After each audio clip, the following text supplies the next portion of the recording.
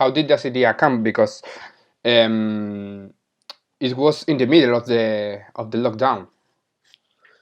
Yes, that's why I think we didn't have the planning to do an album. Was our intention was not to do an album. The intention was to do this internet event every Wednesday. It started in April, at the end of April, because we had a new album that came out in February. All the tour got canceled because of the pandemic situation, etc. So we kind of invented this event every Wednesday, so we could talk to our fans, talk about the new album. We have a Q&A.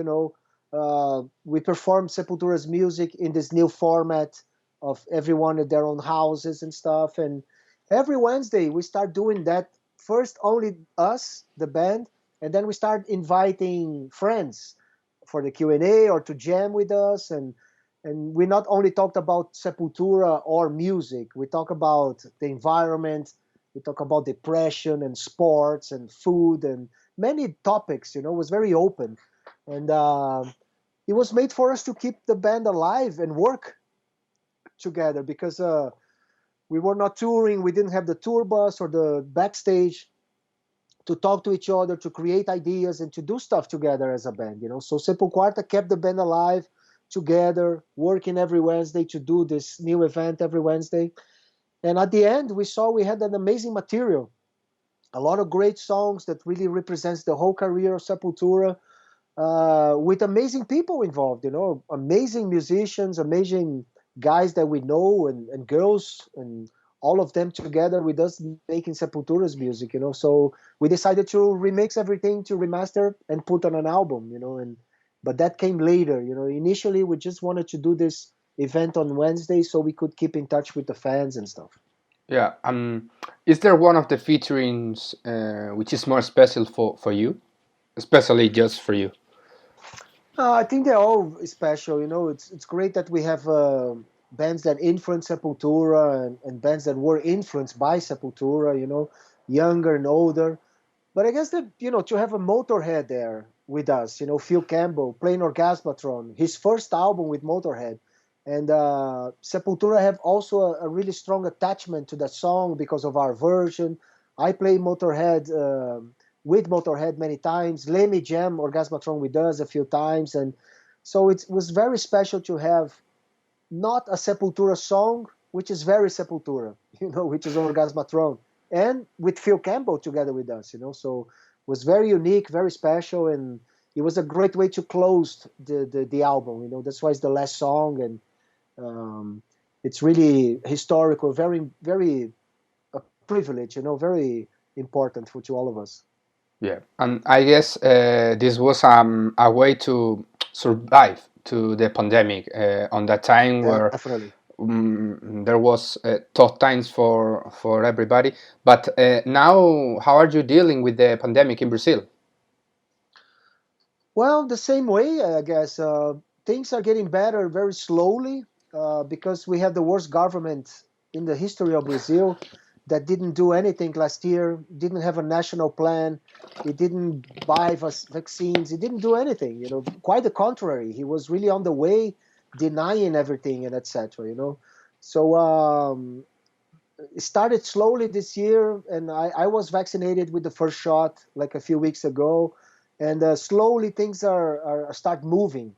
So hopefully uh, we'll be able to do shows here as well. Like we see in different places now, the shows are starting to coming back and stuff. But our focus is really to do our European tour in November, December, if we were able to do it. It doesn't depend only on us. We are ready to go, but it depends on vaccines and borders and all that stuff. So hopefully we'll be able to do it. But working a lot. Like releasing an album like this is great, and doing a lot of interviews, talking about a new release, and anxious, to go back on the road. Hmm. And are you planning or are you preparing your set list or your show for the November or December tour, or now you are focused on the Sepulquarta release?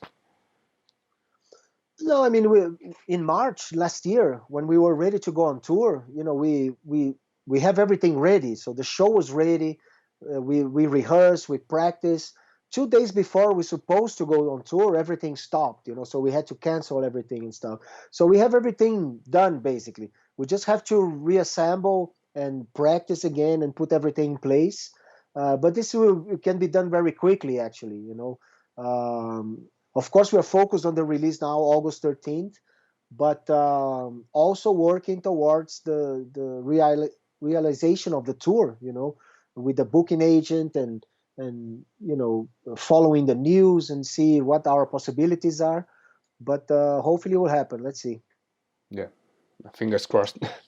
Oh And yeah. I would like to talk about Eloy, because Eloy is becoming more and more popular because of his way of playing on Instagram and social media, and even on YouTube. And many people knows him, but that people don't know that he is Sepultura's drummer. How that affects to the band? Because it's like a new way of become a Sepultura fan. Yeah, it's great. I mean, this drum world is very unique. I don't understand the drum world. I'm a guitar player. So a drummer is very specific. Drummers are very in a different planet or something. But that's great. That's a relation a drummer have, like drum cams and showing the fingers and all that stuff, doing shit. People like to see the details and stuff. And with technology, of course, the range that the people all over the world can see that with details and stuff. And it's great. I mean, Eloy is a monster. He's a really the best drummer today, with no doubt about it. The possibilities. He's a very professional, an amazing, intelligent guy who can talk about anything, not only drums. And it's great, to tour, to write with him. He sent some drum loops for me. I sent some riffs to him, and that's the way we start working on the new material. So, and we always do that. We just a few weeks ago we exchanged some ideas and stuff just to start, some different cells. But we're not working on a new album or anything like that. We just focus to go back on the road. But it's great that Eloy can reach. He came from this world. He already was 7 years old, like doing TV shows, and he won the best drummer on Modern Drummer Worldwide contest he was 13 years old or 12 years old or something like that. So it's his world, that's where he comes from. And he plays with different bands throughout his history, but always metal or pop metal or kind of like melodic metal. And now with Sepultura, he's really exploding because we gave him total freedom. Everyone that came to Sepultura had total freedom to change and to bring these ideas. When I joined Sepultura, Sepultura changed drastically, and Derek joined Sepultura, it changed drastically. Same with him. We bring somebody new really to bring their ideas, and so we can develop something together. And he's doing his best work as I feel I'm doing my best work, as a guitar player, as a composer, as a writer. Same with Derek and same with Paulo. I think we are on the top of our game, and Eloy has a lot to do with that because the way he plays, he gives possibility for us to grow and not only play the same shit all over this again. Yeah, and well, as you said, you have lived different ways of the band. For example, when Derek joined, when Eloy joined, uh, mm, and you lived the biggest success of Sepultura when you release Arise, Chaos AD, Roots. Um, which one is the album do you think is the most important to the career of the band of Sepultura? I think it's Against.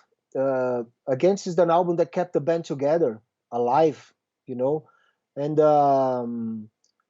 I don't think Arise and KZD and Roots, because you cannot compare a rising career because we came from Brazil.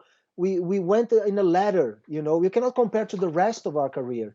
There's Yeah. no way because Sepultura was a household name and a lot of people knew Sepultura and starting to listen to Sepultura after Max left the band. So it's really hard to compare things. That's why Against is the most important because without Against we couldn't be no band anymore because we lost the singer. we lost the management, we lost the trust from the record label, we lost half of our crew, we lost the business guy who took care of our account. I mean, we lost everyone basically, and we have to rebuild from scratch. And without that album, that focus to do that album and to write that album as a trio, and then Derek came after a year, to join the band and finish everything, and we went on the road with Slayer, was amazing tour. First tour with Derek, we were opening with Slayer. It was crazy, but it was a great school for him. The best school that could ever have, to play with Slayer every night, and to face the crowd and everything was great, was fantastic. So that period of time, we really grew up so much, and we are here also because of that album, and that scene and that whole challenge, to be Sepultura in a different way, like we are every day. That's why we are Sepultura. Sepultura is this, we are Sepultura because we live the present. We deal with the present. We're not held back or tied up in the past, somehow trying to reproduce something is not there anymore, so that's why we really created Sepulquarta, because we didn't have touring anymore. How are we going to be a band? Let's use technology. Let's really do this every week, so we have something to do, we have something to say, we have something to hear, we have to talk about everything about our career and etc. And we invent a new Sepultura without touring, which I thought was impossible to have a band without touring. Now we show it's not, even producing, doing a new album, doing new things, without touring and without shows, so it was really positive for us, the Sepulquarta event. And we grew up a lot, not only as persons, as people, but professionally as a band as well. Yeah. And with this Sepulquarta process, will you change some ways of writing music or something like that for the future? Now you have seen that you can work in that way. Definitely, yeah. It's a possibility. It's not something that will substitute anything, but it's a different door that is open now. Especially, let's say, next album. We have a guest that lives in the States, and it's like we can write a song together like that. And he can send the audio and stuff and send to a mixer, and it's done to an album, and it works great. So it is a possibility, definitely. Sepulquarta is all about that. It's an album made. It's not either live, and it's not even in the studio. It's something totally new that the pandemic created. Imagine Hata Mahata have 3 drummers. To put in a stage or in a studio, it can be done, but it's a lot of work, a lot of equipment, a lot of time to sound check and stuff. It's a pain in the ass. And now, everybody at their home, send the video, send the audio, done. It was very easy. And now you are working from home. I have a question about one of your side projects with De La Tierra. You released a song last year, but there are no more news about that. What are your plans?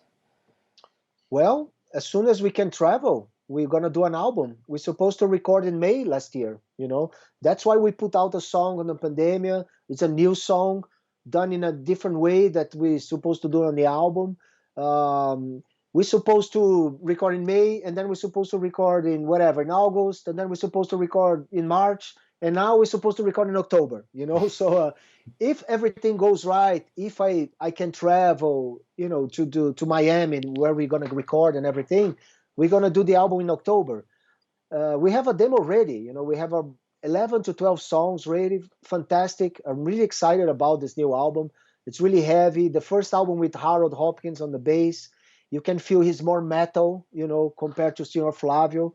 No better, no worse. It's just different. It's a different approach to songwriting, which is, it changed a little bit the De La Tierra sound, which is great, of course. I mean, he's a new member on the group, and he brought a lot of his Puerto Rican influence with some grooves that's really cool, really different. So we're ready to record as soon as we can, so hopefully in October we'll be in Miami recording. That's the plan. So if everything goes well, you will record the album and go on tour with Sepultura. I hope so. That's the plan. So you will be busy the last months of the year. I hope so, man. I mean, I really preparing myself for that. We're ready to record an album with De La Tierra and ready to tour with Sepultura. Hopefully that will happen. Let's see. And in a personal way, how have you lived this lockdown? For me, I used the best way I could. I never had a routine in a way that to sleep in the same bed every night, for instance. Yeah, but it's every day I'm in a different place or in a tour bus or sleeping in the floor in the airport or something. And this is the story of our life for 30 years or more. And all of a sudden everything stopped. So I took advantage of that, and now I'm studying guitar more than ever. I'm doing exercises. I'm sleeping in the same bed, as I said. Having a better relationship with my family was really difficult. This transition phase to be home every day, to find new ways of being a musician and a dad and a father and a husband and stuff. Everything was very positive. We have really to relearn how to be yourself, and in a situation that was difficult for everybody, not only for me as a musician, but everybody changed their life at the same time. But very positive. I'm really growing up a lot, and um, I quit alcohol like a year and a half ago, which was really great to open uh, new air, to see new things and not really think about alcohol most of the time, which was my life as well. It was fucking stupid. But the pandemic situation was really cool for to create this kind of routine so I could really rebuild myself. So, will you try to maintain that routine after the tour with Sepultura at the end of the year and all that stuff? Are you happy with this Yeah, new routine? as much as I can, yes, of course, but I miss the stage.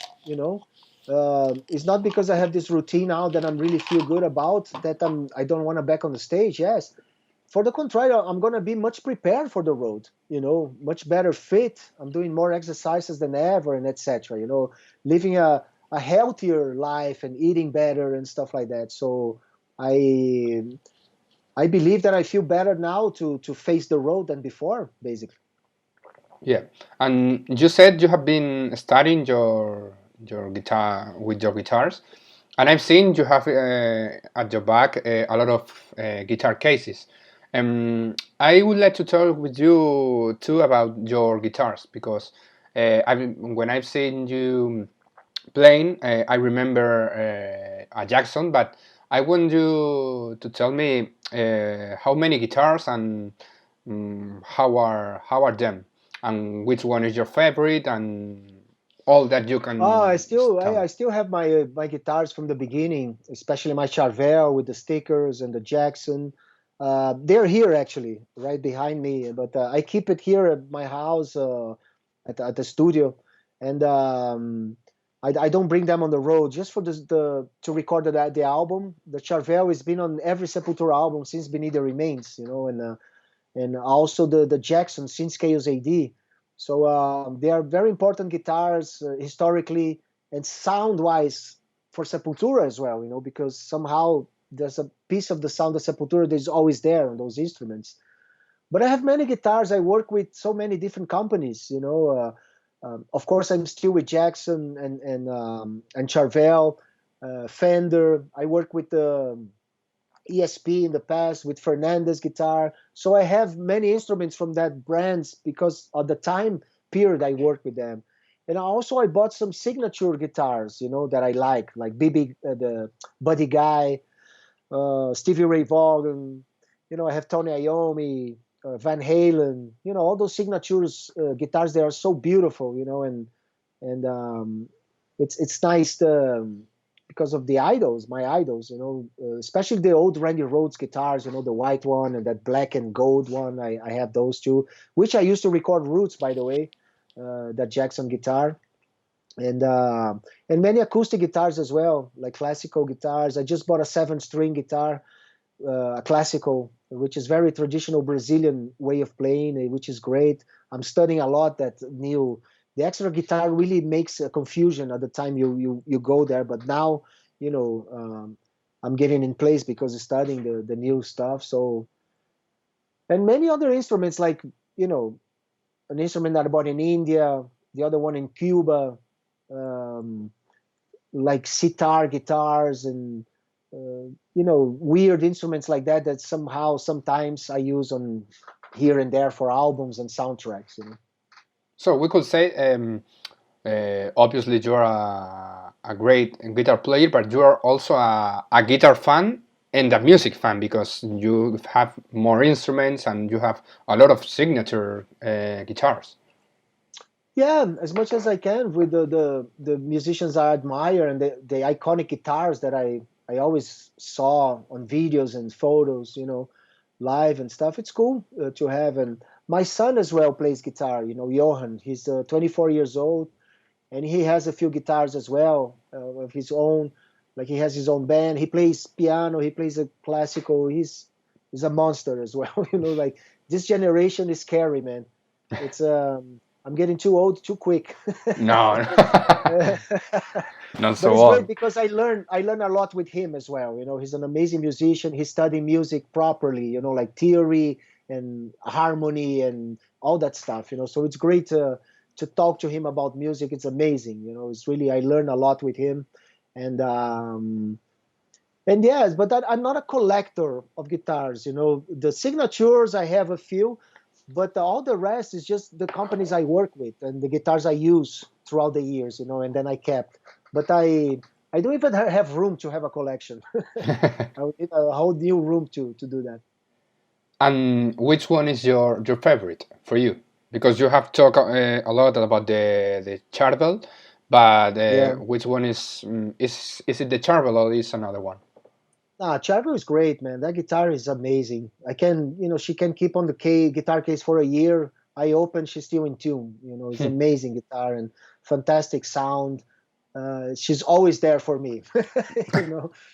But a guitar is a guitar. We all do respect to all the guitars. A guitar in tune is the best guitar I have. It's the guitar I have in my hands. I used to answer that with beer as well. Oh, what's your favorite beer? Cold one in my hands. Let's do it. But the guitars is the same.